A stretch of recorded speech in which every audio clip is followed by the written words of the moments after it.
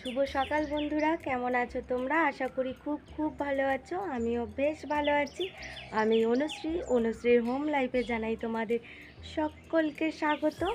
চলো তাহলে আর একটা নতুন দিন শুরু করি। এসেছিলাম গাছে জল দিতে, ভাবলাম তোমাদের সঙ্গে একটু গল্পও করে নিই। আর এখন বাজে 9টা। তো এখন থেকে আমি আমার ব্লগটা শুরু করলাম। সারাদিন কি কাজকর্ম করি, কি রান্নাবান্না করি, তোমাদের সঙ্গে সবটুকুই শেয়ার করব। আশা করি আমার এই ব্লগ ভিডিওটা তোমাদের খুব খুব ভালো লাগবে। চলো তাহলে।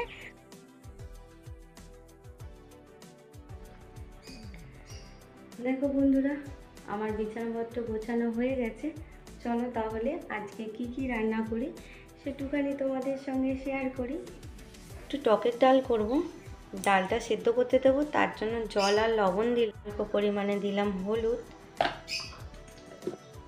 আর দিলাম একটু সরিষার তেল দিয়ে এই যে আগে থেকে ধুয়ে রেখেছি ডালটা, ওটাই দিয়ে দেব। ভাতটা আমার আগেই হয়ে গিয়েছিল, আর কয়েকটা বেগুনের টুকরো সেগুলো ভেজে নিচ্ছি।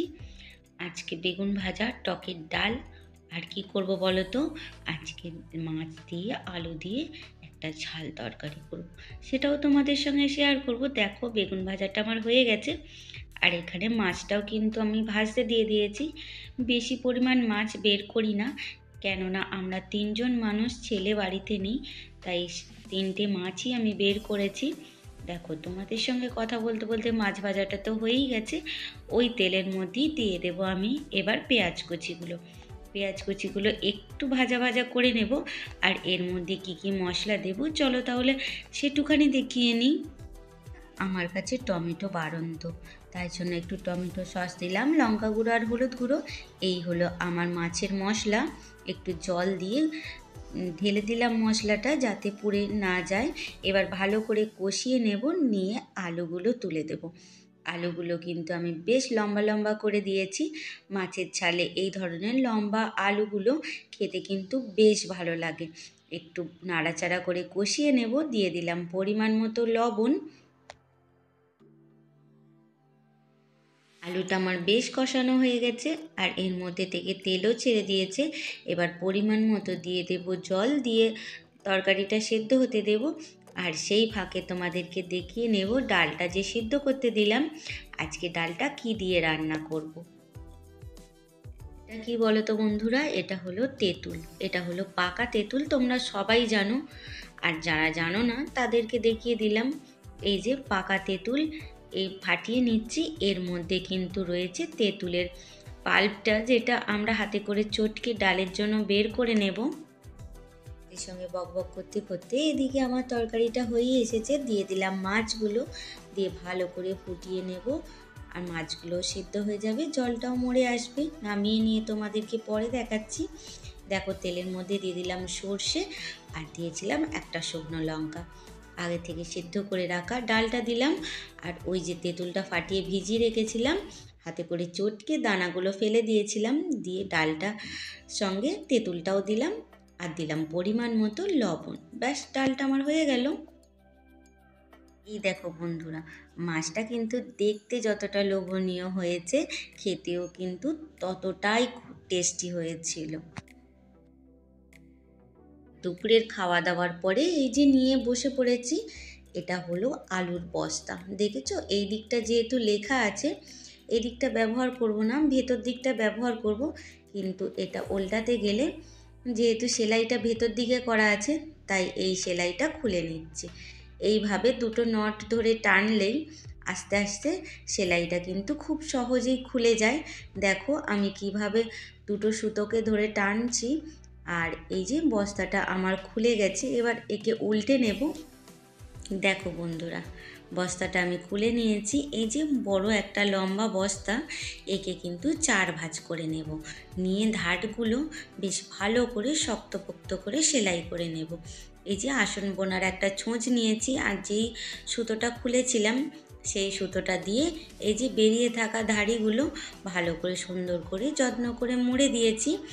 আর সেই ছুঁচের মধ্যেই আমি আমার পছন্দ মতো উল নিয়ে এই যে একটা ডিজাইন তৈরি করে নিচ্ছি। তোমরা চাইলে অন্য উল ব্যবহার করতে পারো যে কোনো কালারের। এতক্ষণ তো করে ফেললাম অনেকটাই, কিন্তু এটা যে কি বানাচ্ছি সেটাই তো তোমাদেরকে বলা হয়নি। এটা বানাচ্ছি ডোরম্যাট বা পাপোশ, তোমরা যে নামেই বলে থাকো। দেখো আমি ডিজাইন করে নিচ্ছি উল দিয়ে। ডিজাইনটা কিন্তু অতি সহজেই করা যায়, তোমরা একটু লক্ষ্য করলেই বুঝতে পারবে আমি কীভাবে করছি। আর দেখো সাইডগুলো কিন্তু বেশ সুন্দর দেখতে হয়। আমি পুরোটা কিন্তু রাউন্ড দিয়ে এই ডিজাইনটা করে নেব। আজকে যে সমস্ত বন্ধুরা আমার ভিডিওগুলো দেখছো তোমাদেরকে জানাই অনেক অনেক ধন্যবাদ। নতুন বন্ধু তোমরা যারা আজকে দেখছো প্রথম, তাদেরকে জানাই অসংখ্য অসংখ্য ধন্যবাদ। আমার ব্লগটা যদি তোমাদের ভালো লেগে থাকে তাহলে চ্যানেলটা সাবস্ক্রাইব করে আমার পাশে থেকে যেও। আর আমার সকল বন্ধুদেরকে বলবো তোমাদের যদি ভিডিওটা ভালো লেগে থাকে তাহলে কিন্তু একটি লাইক দিতে ভুলো না। দেখো তোমাদের সঙ্গে কথা বলতে বলতে আমার কিন্তু পুরো ডিজাইনটা প্রায় হয়েই এসেছে।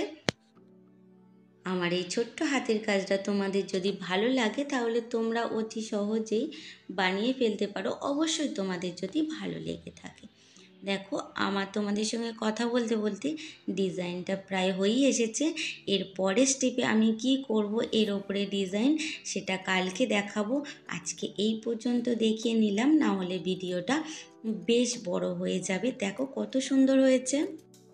এখন বন্ধুরা বিকাল, গাছে আমার জল দেওয়া হয়ে গেছে, কিন্তু ফুলগুলো এত শুকিয়ে গিয়েছিল, আজকে প্রচণ্ড পরিমাণে রোদ্দুরের তাপ ছিল। এই গাছগুলোর ফুলগুলো দেখো সকালে জল দিয়ে গিয়েছিলাম, তাহলেও এর কি অবস্থা হয়েছে। ভাবছি কিছু কিছু গাছ এবার নিচের ঘরে নামিয়ে নিয়ে যাব। এই যে এত সুন্দর ফুল দিচ্ছে, রোদ্দুরে যদি নষ্ট হয়ে যায় কেমন লাগে বলো তো। দেখো এই গাছটাও তো ভর্তি ফুল হয়েছে এখনো। একদম রোদ্দুরের তাপ সহ্য করতে পারে না শীতকালের ফুল হলেও, কিন্তু গ্রীষ্মকালের যে আবহাওয়াটা পড়েছে এত রোদ্দুর সহ্য করতে পারছে না। দেখেছো ফুলগুলো কেমন নেতিয়ে গেছে। এই দেখো বন্ধুরা, প্রথমে দেখেছো গাছটা কেটে দিয়েছি, ফুল হয়েছিল, ফুলটা নষ্ট হয়ে যাওয়ার পরে এই যে পাশ থেকে আবার একটা গজি বেরিয়েছে, বেরিয়ে আর একটা কিন্তু ডালিয়া ধরেছে। কুড়িটা কত সুন্দর এসেছে দেখো। গাছটা আমি কেটে দিয়েছিলাম, দিতে এইগুলো ভালোই হয়ে গেছে প্রত্যেকটা গাছে, তাই প্রত্যেকটা কুড়ি এসেছে। জানি না ফুল হবে কি না এগুলোতে, কিন্তু প্রত্যেকটা গাছে ভালো কুড়ি এসেছে। মেন ফুলটা হয়ে যাওয়ার পরে গাছটা কেটে দিয়েছিলাম, দিতে তার থেকে এই যে গজি মিলেছে, মিলে কুড়িগুলো এসেছে। দেখো গোলাপটার কি অবস্থা দেখেছো। আর এই গোলাপটার জন্য আমি ডালটা কাটতে পারছি না, কেননা ডালটা কাটবো একদম এইখান থেকে ডালটা কাটার ইচ্ছা আছে। তাই জন্য এই ফুলটা যতক্ষণ না শুকনো হয়ে ঝরে যাচ্ছে ততক্ষণ ডালটা কাটতে পারছি না। কত সুন্দর ফুটেছে খালি দেখো। বাকি এই গাছগুলো তো একটু নষ্ট হয়েই আসছে ফুলগুলো। কিছু কিছু ফুল গাছ এবার উঠিয়ে দিতে হবে। এই যে এইগুলোতে সব কুঁড়িগুলো ছেটে দিয়েছিলাম বলে এই গাছটা এখনও ভালো পরিমাণ ফুল দিচ্ছে। এই শুকনো ফুলগুলো তুলে দিলে বাকি ফুলগুলো হতে পারবে। এই যে এইগুলো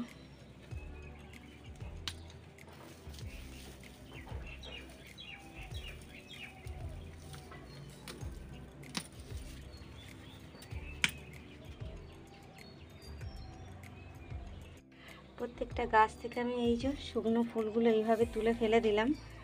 এবার কিছুদিন আবার ফুল দিতে শুরু করবে, যেমন এই গাছটা দিতে শুরু করেছে, আবার ওইগুলো কিন্তু দিতে শুরু করবে।